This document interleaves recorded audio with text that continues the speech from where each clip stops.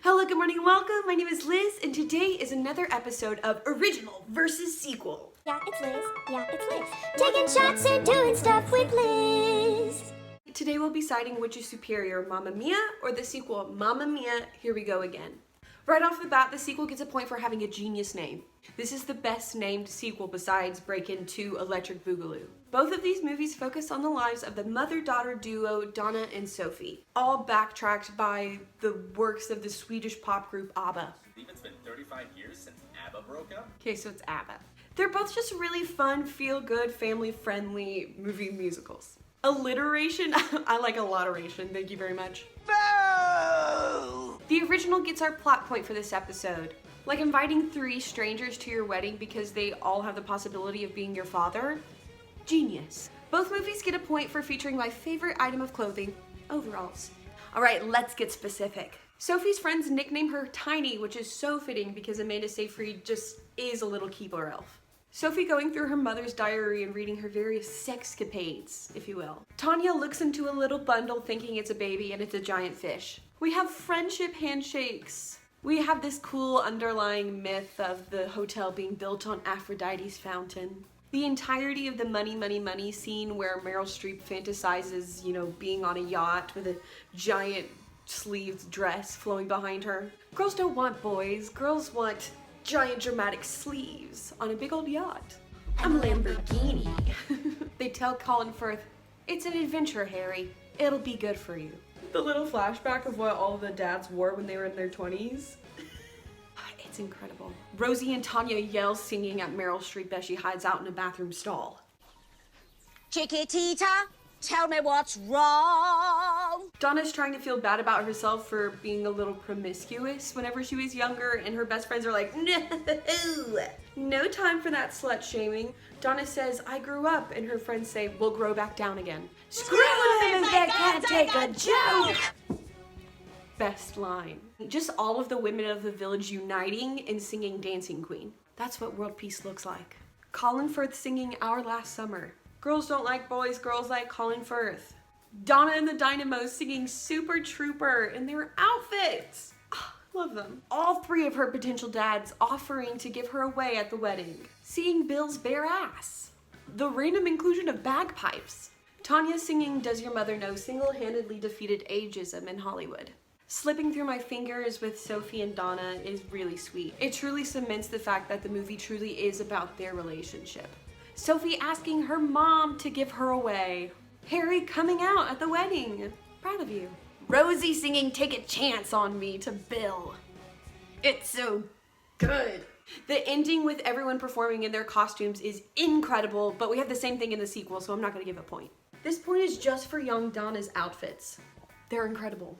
That point is just for Señor Cienfuegos. There's a Velcro tearaway costume change, and that is very important to me. The professor singing When I Kissed the Teacher while holding a boa has very strong Rocky Horror vibes. Donna wants to travel the world before she really does anything, and that really resonates with me.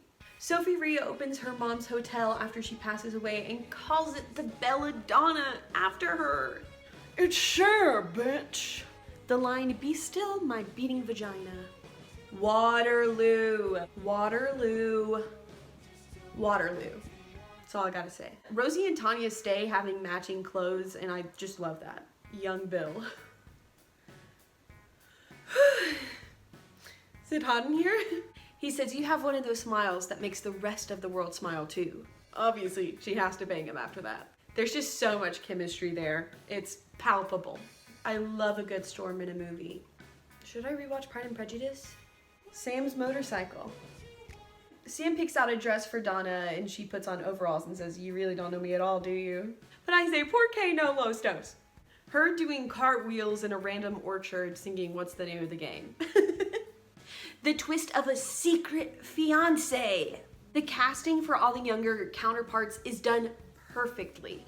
Young Donna singing I Was Cheated by You and I Think You Know When. It just hits different. That ferry worker roasting Bill and then telling Colin Firth he's aged like fine wine. The use of the word bolster. Donna says, men are pigs, and Bill says, all of us.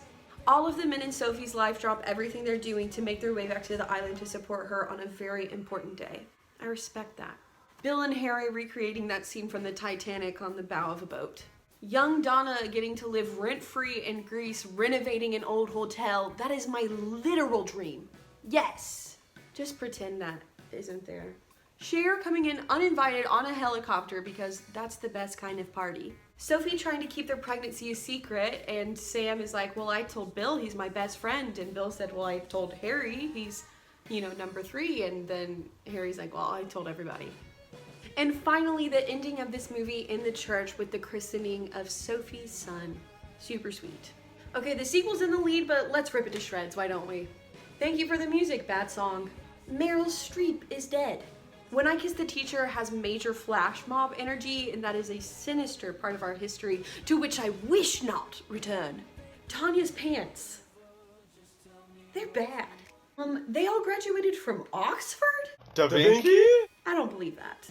I don't care about Sophie and Sky's relationship. I seriously think I'm allergic to beef. Where is headbanger Harry's eyeliner?